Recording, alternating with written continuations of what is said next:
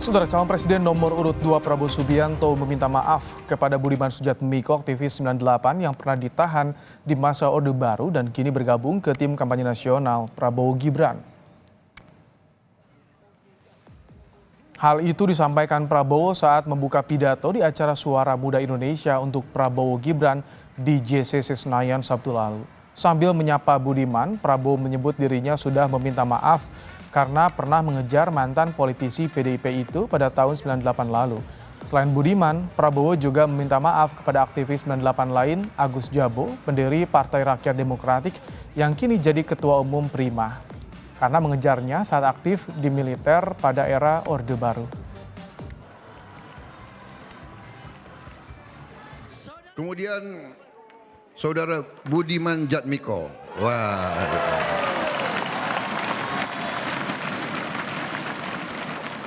Ini juga, sorry man, dulu gue kejar-kejar lo dulu juga. Tapi gue udah minta maaf sama lo ya. Agus Jabo, Ketua Prima, maaf Pak Agus, dulu saya kejar-kejar Anda. Dulu. Atas perintah. Lantas bandel sih.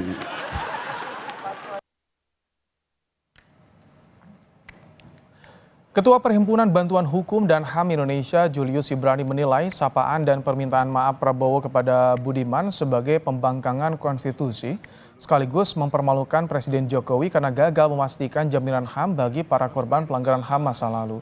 Juga gagal menyelenggarakan pengadilan HAM dan membawa penyelesaian berkeadilan bagi para korban.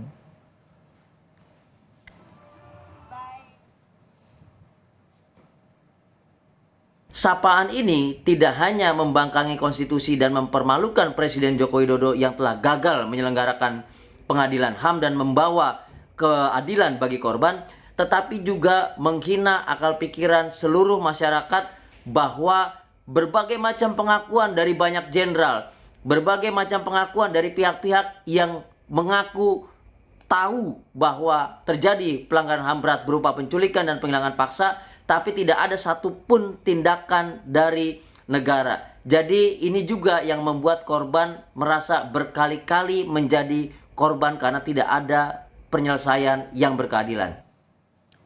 Soal permintaan maaf Prabowo Subianto untuk Budiman Sujatmiko dan Agus Jabo, aktivis 98 yang kini jadi tim suksesnya, kita bahas bersama Usman Hamid, Direktur Eksekutif Amnesty International Indonesia, dan Immanuel Ebenezer, Wakil Komandan Relawan Tim Kampanye Nasional Prabowo Gibran. Selamat petang, Mas Usman, Bang Noel.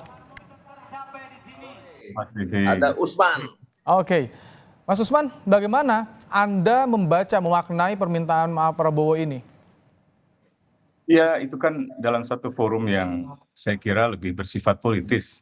Dan karena itu pengakuan semacam itu juga sebenarnya tidak punya kandungan hukum sama sekali. Apalagi itu kan diucapkan di dalam konteks guyonan atau berkelakar ketika forum itu diselenggarakan. Jadi saya kira itu tidak punya nilai yuridis apapun, gitu. Kecuali seandainya itu diungkapkan di dalam satu proses hukum yang resmi gitu ya, dan itu tentu saja menjadi tempat bagi siapapun termasuk Pak Prabowo untuk memberikan penjelasan. Kalau misalnya ada apa yang disebut sebagai pengakuan, tentu pengakuan itu perlu dijelaskan apa yang diakui, perbuatan apa yang dilakukan, apa, di mana, terhadap siapa, apa yang dimaksud dengan mengejar-ngejar misalnya gitu, dan seterusnya. Yang kedua, selain pengakuan, tentu saja orang diberi kesempatan untuk melakukan pembelaan.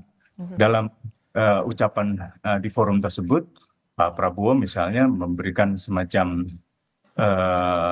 istilah, oh itu maklumlah perintah atasan. Gitu. Dan memang di dalam hukum-hukum internasional ada satu doktrin di mana superior orders atau perintah atasan itu bisa digunakan katakanlah untuk menghapuskan atau mengurangi atau memaklumkan tindakan seorang bawahan ketika melakukan pelanggaran hukum.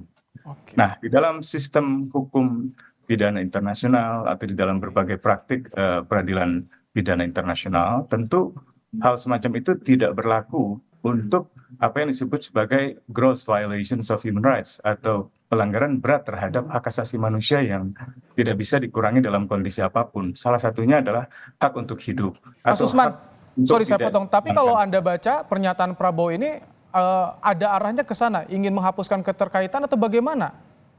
Yang pasti bisa diartikan bahwa itu dilakukannya karena perintah atasan. Artinya ia adalah orang yang melaksanakan perintah atasan. Misalnya kita bisa mendefinisikan arti kejar-kejar itu atau mengejar Budiman, mengejar Agus Jabu kan Oke.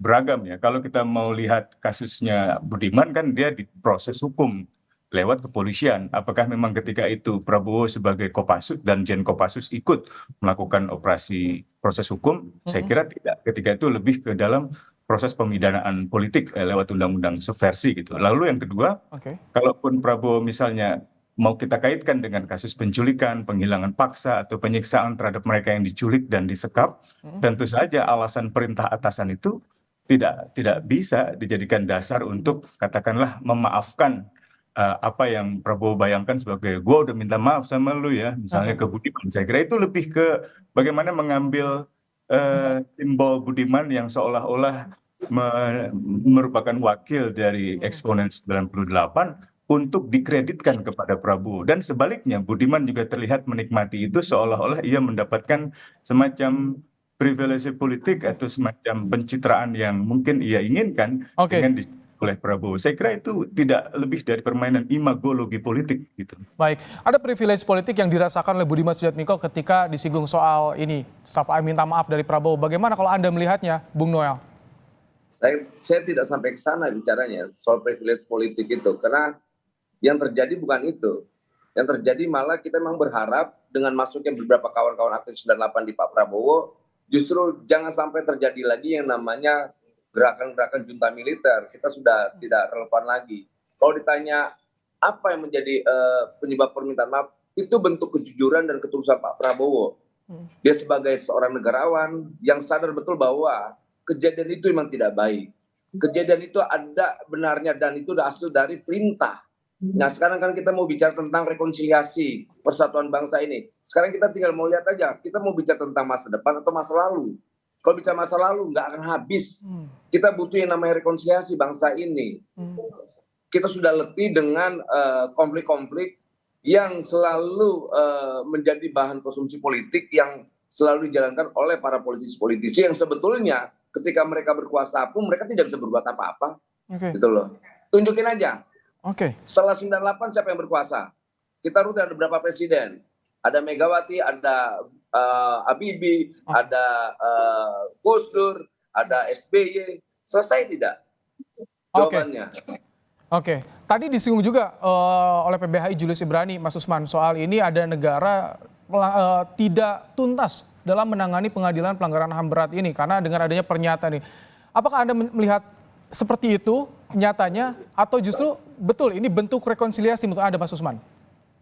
Saya kira keliru gitu ya. Pertama karena rekonsiliasi itu kalau kita membaca amanat reformasi di dalam TAP MPR tentang persatuan dan kesatuan bangsa, maka ia harus dituangkan ke dalam proses pencarian kebenaran, proses penuturan kebenaran, proses pengakuan kesalahan, dan proses pengidentifikasian siapa pelakunya untuk kemudian dimaafkan. Jadi pemaafan itu mengandaikan ada subjek, ada orang yang dimaafkan. Orang yang dimaafkan itu hanya bisa dikenal kalau perbuatannya diidentifikasi, diakui, lalu kemudian dilihat apakah ia memberikan, katakanlah mengajukan permaafan atau tidak. Salah satu contoh proses rekonsiliasi untuk persatuan dan kesatuan bangsa yang cukup baik terjadi di Afrika Selatan. Jadi ketika seorang pelaku memberikan pengakuan, itu pengakuannya dilakukan di hadapan Komisi Kebenaran, di hadapan orang-orang yang punya integritas politik, integritas moral yang tinggi, bukan di hadapan forum politis, di hadapan orang-orang yang katakanlah hanya terlibat. Artinya terlegitimasi pengakuannya, Mas Usman? Ya, pengakuan itu juga pengakuan yang masih absurd. Pengakuan apa? Mengejar-ngejar, menculik, menangkap, menyiksa, atau apa? Saya kira argumen-argumen semacam itu hanya menjelaskan bahwa persoalan masa lalu atau hak asasi manusia di masa lalu hanya dijadikan komoditas politik untuk membangun pencitraan Oke, diri. oke. Sudah bersih dari apa yang terjadi di masa lalu. Bang Ini Noel. yang kira membuat seorang Julius atau PPHI mengatakan ya kegagalan pemerintah lah Oke, dalam kita ke Bang Noel. Coba, ini keliru kalau disebut rekonsiliasi, Bang Noel.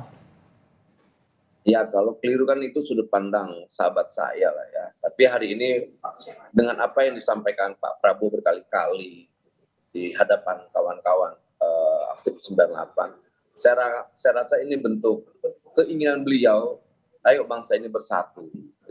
Itu titik poinnya lah yang daripada semuanya yang hari ini dinarasikan lah. Karena saya melihatnya cuma Pak Prabowo yang berani menyampaikan pandangannya, pengakuannya, dan permohonan maafannya. Itu kita butuh itu. Selama ini ada nggak tokoh yang seperti Pak Prabowo? Ada nggak? Nggak ada tuh. Bahkan kita gini loh, sudah hentikan warisan dendam, polisi tua ini, polisi tua yang selalu menyebarkan kebencian ini. Kita sudah muak dengan kebencian itu. Oke. Kan sebetulnya sudah ada tawaran gini, udah ada tawaran dua cara menyelesaikan, secara yudisial dan non yudisial. Ya sudah, proses yudisialnya laksanakan, Oke. non yudisialnya juga dilakukan dong. Dan Pak Prabowo tidak alergi terhadap dua penyelesaian itu. Jadi kita jangan seakan-akan dengan pengakuan itu atas penyelesaian yudisialnya juga berhenti, tidak. Oke. Gitu. Tetap lakukan, jangan tidak. Prabowo juga berkali-kali lakukan. Saya tidak mau saya menjadi beban hidup saya itu. Baik. Dia nggak mau, dia pernah diskusi juga dengan saya. Saya nggak mau kasus HAM itu. Itu yang akan jadi komitmen beban yang saya disampaikan sampai Prabowo seumur hidup. kepada Anda ya Bang Noel. Oke, kami Gimana? tangkap. Oke, kami tangkap. Terima kasih Bang Noel untuk pandangannya dan juga Mas Usman Hamid untuk pandangannya soal memaknai ungkapan Prabowo. Terima kasih telah bergabung dalam Kompas Petang.